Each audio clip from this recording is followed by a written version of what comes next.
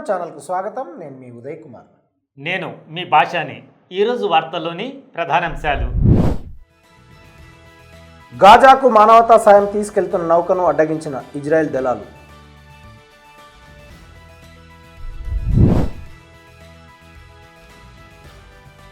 ఇంఫాల్లో మైతీ నేత అరెస్ట్, మణిపూర్లోని 5 జిల్లాల్లో కర్ఫ్యూ.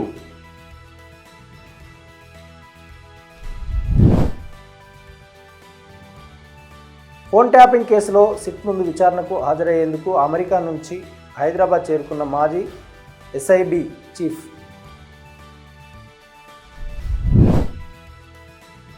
తెలంగాణ మంత్రివర్గ విస్తరణ, మంత్రులుగా ప్రమాణ స్వీకారం చేసిన వివేక్, లక్ష్మణ్, శ్రీహరి.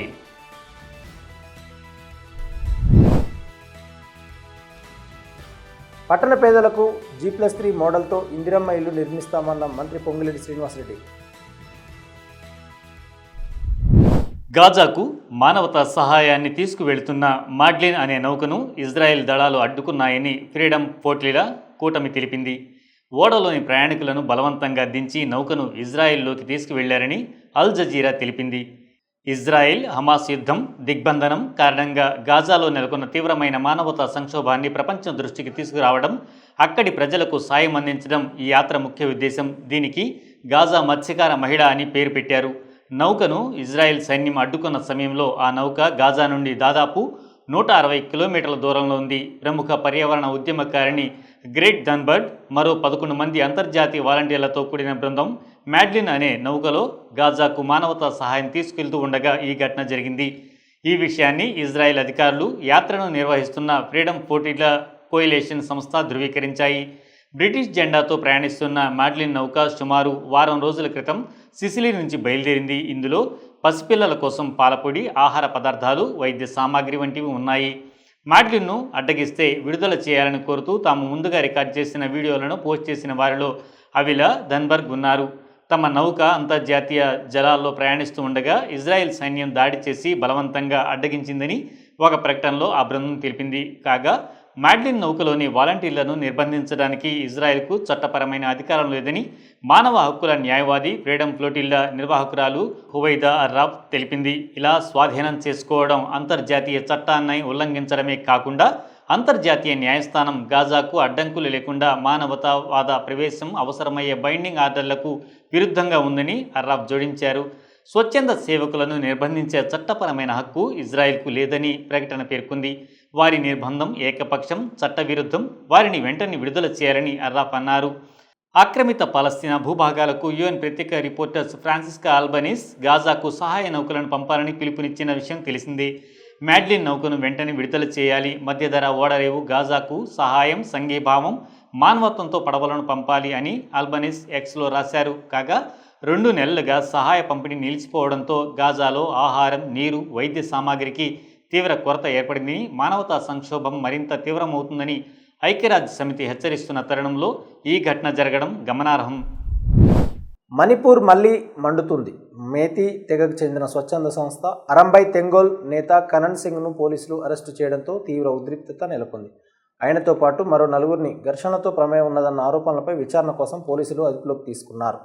దీంతో ఇంఫాల్ లోయలోని 5 జిల్లాల్లో నిరవధిక కర్ఫ్యూ విధించారు. ఇంటర్నెట్ను నిలిపివేశారు. మైతీలకు చెందిన రాడికల్ సంస్థ అరంబై టెంగోల్కు చెందిన ఒక నాయకుడు, ఆ 4 సభ్యుల అరెస్టుపై మణిపూర్లో హింసాత్మక నిరసనల ఒకరోజు తర్వాత కర్ఫ్యూ విధించామని అధికారులు తెలిపారు. ఇంఫాల్, వెస్ట్ ఇంఫాల్, ఈస్ట్ తౌబాల్, బిష్ణుపూర్, కాక్చింగ్ నిరవధిక కాలానికి కర్ఫ్యూ విధించినట్లు ఒక సీనియర్ అధికారి తెలిపారు. మేటీ కమ్యూనిటీ ప్రజలు నివసించే ఈ 5 జిల్లాల మెజిస్ట్రేట్లు ఆదివారం తెల్లవారుజామున వేర్వేరు ఆదేశాలలో 5 లేదా అంతకంటే ఎక్కువ మంది వ్యక్తులు గుమిగూడడాన్ని భారత న్యాయ సంహితలోని సెక్షన్ 163 కింద కర్రలు, రాళ్లు, తుపాకీలు లేదా పదునైన ఆయుధాలను తీసుకెళ్లడాన్ని నిషేధించారు. ఇంటర్నెట్, మొబైల్ డేటా సేవలను నిలిపివేసిన తర్వాత Manipur commissioner cum secretary N Ashok Kumar శనివారం రాత్రి జారీ చేసిన ఉత్తర్వుల్లో మణిపూర్ రాష్ట్రంలో ముఖ్యంగా ఇంఫాల్, వెస్ట్ ఇంఫాల్, ఈస్ట్ తౌబాల్, కాక్చింగ్, బిష్ణుపూర్ జిల్లాలలో ప్రస్తుతం ఉన్న శాంతి భద్రతల పరిస్థితిని దృష్టిలో ఉంచుకొని కొంతమంది సామాజిక వ్యతిరేక శక్తులు సోషల్ మీడియాను విస్తృతంగా ఉపయోగించి ప్రజల భావోద్వేగాలను రెచ్చగొట్టే చిత్రాలు, ద్వేషపూరిత ప్రసంగాలు, ద్వేషపూరిత వీడియో సందేశాలను ప్రసారం చేసే అవకాశం ఉందని, ఇది మణిపూర్ రాష్ట్రంలో శాంతి భద్రతల పరిస్థితిపై తీవ్ర పరిణామాలను కలిగిస్తుందని అనుమానం ఉందని అన్నారు. అరెస్టు అయిన ఆరంభాయి, టెంగోల్ నాయకుడు కరణ్ సింగ్ మరో 4 సభ్యులను స్థానిక కోర్టులో హాజరుపరిచే అవకాశం ఉందని అధికారి తెలిపారు. 5 అరంభాయి, టెంగోల్ సభ్యుల అరెస్టు గల కారణాన్ని పోలీసు అధికారులు ఇంకా వెల్లడించలేదు. శనివారం సాయంత్రం నుండి 5 ఇంఫాల్ లోయ జిల్లాలో పరిస్థితి తీవ్ర ఉద్రిక్తకంగా మారింది. పరిస్థితిని అదుపులోకి తీసుకురావడానికి సీనియర్ అధికారుల నేతృత్వంలో కేంద్ర రాష్ట్ర దళాలను 5 జిల్లాల్లో ముఖ్యంగా ఇంఫాల్ తూర్పు, ఇంఫాల్ పశ్చిమ జిల్లాల్లో మోహరించారు. అరంభాయి, టెంగోల్ సభ్యుల అరెస్టును నిరసిస్తూ ఇంఫాల్ పశ్చిమ జిల్లాలోని క్వాకితేల్, ఉరిపోక్లోని ముఖ్యమైన రహదారులపై పెద్ద సంఖ్యలో పురుషులు, మహిళలు, నిరసనకారులు టైర్లు, పాత ఫర్నిచర్ను తగలబెట్టి నిర్బంధించిన వారిని వెంటనే విడుదల చేయాలని డిమాండ్ చేశారు. నిరసనకారులు కొన్ని ముఖ్యమైన ప్రదేశాలను కూడా గౌరవ చేశారు. కొన్ని చోట్ల అరెస్టుకు వ్యతిరేకంగా ప్రతీకాత్మకంగా నిరసనలు తెలుపుతూ అరంభాయి, టెంగోల్ కార్యకర్తలు తమపై పెట్రోల్ పోసుకున్నారు. క్వాకితేల్ వద్ద అనేక కాల్పుల శబ్దాలు వినిపించాయని స్థానిక ప్రజలు పేర్కొన్నారు. కానీ ఎవరు కాల్పులు జరిపారో లేదా ఎవరైనా గాయపడ్డారో వారు నిర్ధారించలేకపోయారు. మణిపూర్లో తాజా హింసాత్మక పరిస్థితిపై ప్రతిపక్ష కాంగ్రెస్ రాష్ట్ర ప్రభుత్వాన్ని విమర్శించింది. శాంతి కోసం సంభాషణలకు ఎటువంటి ఆస్కారం కల్పించలేదు. మణిపూర్లో రాజ్యాంగ యంత్రాంగాల వైఫల్యం కొనసాగుతుంది. మణిపూర్ ప్రజలు తీవ్ర బాధలో ఉన్నారు, పూర్తిగా నిస్సహాయంగా ఉన్నారని రాష్ట్ర కాంగ్రెస్ అధ్యక్షుడు కిషన్ మేఘచంద్ర సింగ్ తన ఎక్స్ హ్యాండిల్లో రాశారు. తెలంగాణలో సంచలనం సృష్టించిన ఫోన్ ట్యాపింగ్ కేసులో కీలక సూత్రధారిగా ఉన్న ప్రభాకర్ రావు నిన్న అమెరికా నుండి హైదరాబాద్ చేరుకున్నారు. సుప్రీంకోర్టుకు ఇచ్చిన హామీ ప్రకారం నేడు సిట్ విచారణకు హాజరయ్యారు. 14 నెలలుగా అమెరికాలో ఉన్న రిటైర్డ్ ఐపీఎస్ అధికారి ఇటీవల సుప్రీంకోర్టు ఆదేశాల మేరకు భారతదేశానికి తిరిగి వచ్చారు. ఈ క్రమంలోనే అమెరికా నుంచి భారత్ వచ్చేందుకు అవసరమైన ఎమర్జెన్సీ ట్రావెల్ డాక్యుమెంట్ జారీ అయింది. దీంతో ఆయన హైదరాబాద్కు చేరుకున్నారు. విచారణలో ప్రభాకర్ రావు చెప్పే స్టేట్మెంట్ను ఆధారంగా చేసుకుని మరికొంతమంది రాజకీయ ప్రముఖులకు నోటీసులు జారీ చేసే అవకాశాలు కనిపిస్తున్నాయి. ఈ కేసులో ఇప్పటి వరకు అరెస్ట్ అయిన పోలీసు అధికారులు ఎస్బీఐ చీఫ్ ఆదేశాల మేరకే ముందుకు వెళ్లామని, ఉద్దేశపూర్వకంగా చేయలేదని స్టేట్మెంట్ ఇచ్చిన విషయం తెలిసిందే. కాగా ఫోన్ ట్యాపింగ్ కేసులో జర్నలిస్టులు, రాజకీయ నేతలు, జడ్జీల ఫోన్ల కూడా ట్యాపింగ్కు గురైనట్లు దర్యాప్తు బృందం గుర్తించింది. ఆ అంశాలపై ప్రభాకర్ రావును సుదీర్ఘంగా విచారించే ఛాన్స్ ఉన్నట్లు తెలుస్తోంది. ప్రభాకర్ రావు విచారణ నేపథ్యంలో జూబ్లీ హిల్స్ పోలీస్ స్టేషన్ వద్ద భద్రతను కట్టుదిట్టం చేశారు. అయితే విచారణ తర్వాత ఏం జరుగుతుందనేది ఆసక్తిగా మారింది. ఇప్పటికే ఈ కేసులో పలువురు పోలీసు ఉన్నతాధికారులు అరెస్ట్ అయ్యి రిమాండ్లో ఉన్నారు. ఈ నేపథ్యంలో ప్రభాకర్ రావు విచారణ ఉత్కంఠత రేపుతుంది. కాగా ఫోన్ ట్యాపింగ్ వ్యవహారంలో గత ఏడాది మార్చి 10న ప్రభాకర్ రావుపై కేసు నమోదైంది. ఆ మరుసటి రోజే ఆయన 3 నెలల కాలపరిమితి వీసాపై అమెరికా వెళ్లి తిరిగి రాలేదు. హైదరాబాద్కు వస్తే ఈ కేసులో అరెస్ట్ చేస్తారనే భయంతో అమెరికాలో ఉండిపోయేందుకు ప్రభాకర్ రావు ప్రయత్నించారు.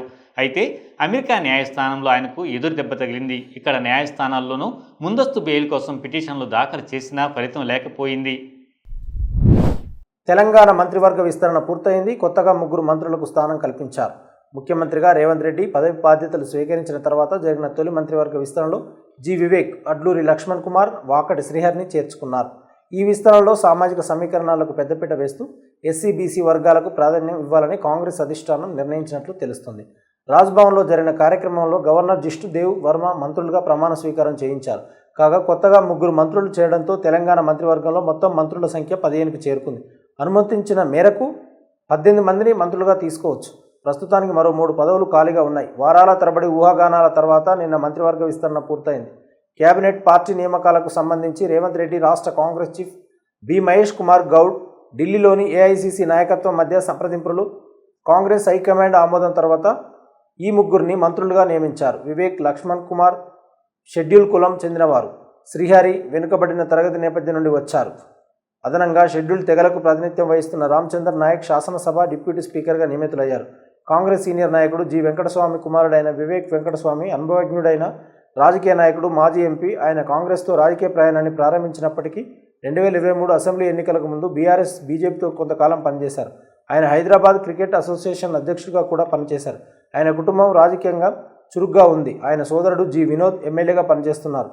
ఆయన కుమారుడు వంశీకృష్ణ ప్రస్తుతం పెద్దపల్లి లోక్సభ ఎంపీగా ఉన్నారు. మరోవంక మంత్రివర్గ విస్తరణలో ఛాన్స్ దొరకని ఆశావాహులను శాంతింపజేసే ప్రయత్నాలు జరుగుతున్నాయి. AICC Telangana in charge Meenakshi Natarajan, TPCC అధ్యక్షుడు మహేష్ కుమార్ గౌడ్, కాంగ్రెస్ ఎమ్మెల్యేలు పి. సుదర్శన్ రెడ్డి ప్రేమ్ సాగర్ నివాసాలను సందర్శించారని పార్టీ వర్గాలు పీటీఐకి తెలిపాయి. రాష్ట్రంలోని పట్టణ ప్రాంతాల్లో నివసించే పేదల జీవనోపాధికి ఎటువంటి హాని కలగకుండా G+3 అంతస్తులతో ఇందిరమ్మ ఇళ్ల నిర్మాణాన్ని ప్రభుత్వం చేపడుతుందని రెవెన్యూ, గృహ నిర్మాణ శాఖ మంత్రి పొంగులేటి శ్రీనివాసరెడ్డి అన్నారు. ఈ మేరకు మంత్రి అధికారులతో సమీక్ష సమావేశం నిర్వహించారు. పేదల సొంత ఇంటి కలను నెరవేర్చే లక్ష్యంతో రాష్ట్ర ప్రభుత్వం గ్రామీణ ప్రాంతాల్లో ఇందిరమ్మ ఇళ్ల నిర్మాణాన్ని ప్రారంభించిందని మంత్రి చెప్పారు. పట్టణ ప్రాంతాల్లో కూడా ఇందిరమ్మ ఇళ్ల నిర్మాణంపై ఇప్పుడు దృష్టి మళ్లించిందని ఆయన అన్నారు. నగరంలోని మురికివాడల్లో నివసించే పేదలు అక్కడే ఉండటానికి ఇష్టపడతారని, వారు ఇందిరమ్మ ఇళ్లపై ఆసక్తి చూపడం లేదని, ముఖ్యంగా అవి హైదరాబాద్కు దూరంగా నిర్మిస్తే అది వారి జీవనోపాధిని ప్రభావితం చేస్తుందని మంత్రి అన్నారు. గతంలో 42,000 ఇళ్లు హైదరాబాద్కు దూరంగా నిర్మితమయ్యాయి. కానీ దాదాపు 19,000 మంది మాత్రమే అక్కడికి వెళ్లారు.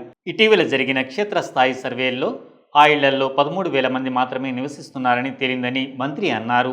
ఈ అంశాలన్నింటినీ పరిగణలోకి తీసుకుని పట్టణ ప్రాంతాల్లో, ప్రధానంగా హైదరాబాద్ నగరంలోని పేదలు నివసించే మురికివాడల్లో G+3 పద్ధతిలో ఇందిరమ్మ ఇళ్లు నిర్మించాలని నిర్ణయించారు. ఇందులో భాగంగా మొదటి దశలో హైదరాబాద్లో 16 మురికివాడలను గుర్తించారు.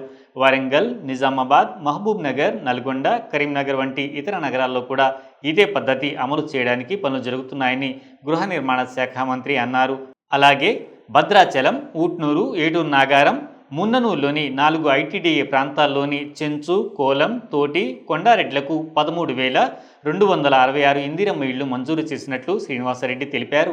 రాష్ట్రంలోని 16 ST నియోజకవర్గాలకు ఇప్పటికే 8,750 ఇళ్లు మంజూరు అయ్యాయని ఆయన అన్నారు. దీనితో ఇప్పటి వరకు గిరిజనులకు 22,000కు పైగా ఇందిరమ్మ ఇళ్లు మంజూరు అయ్యాయి. ఈ ఇళ్ల లబ్ధిదారులను వెంటనే గుర్తించి నిర్మాణాన్ని ప్రారంభించేందుకు చర్యలు తీసుకోవాలని మంత్రి అధికారులను ఆదేశించారు. ఇందిరమ్మ ఇళ్లు మంజూరు చేయడంలో, నిర్మించడంలో మరింత చురుగ్గా ఉండాలనే ప్రభుత్వ లక్ష్యానికి అనుగుణంగా ఇళ్ల నిర్మాణాన్ని నిరంతరం పర్యవేక్షించాలని అధికారులను కోరారు. దేశంలోని ఏ రాష్ట్ర ప్రభుత్వం పేదల ఇళ్ల కోసం 5 లక్షలు ఖర్చు చేయలేదని, ఎన్నికల్లో హామీ ఇచ్చిన విధంగా రాష్ట్రంలోని ప్రతి అర్హత కలిగిన వ్యక్తికి ఇందిరమ్మ ఇళ్లు నిర్మించి అందించడమే ఈ ప్రభుత్వ లక్ష్యమని, అధికారులు తదనుగుణంగా పనిచేయాలని ఆయన అన్నారు. ఈ వార్తలు ఇంతటితో సమాప్తం. మరిన్ని విశేషాలతో మళ్ళీ మీ ముందుంటాం. అంతవరకు సెలవు. లైక్ చేయండి, షేర్ చేయండి, సబ్స్క్రైబ్ చేయండి. వర్తమానాన్ని ప్రజల్లోకి తీసుకువెళ్ళండి. ధన్యవాదాలు.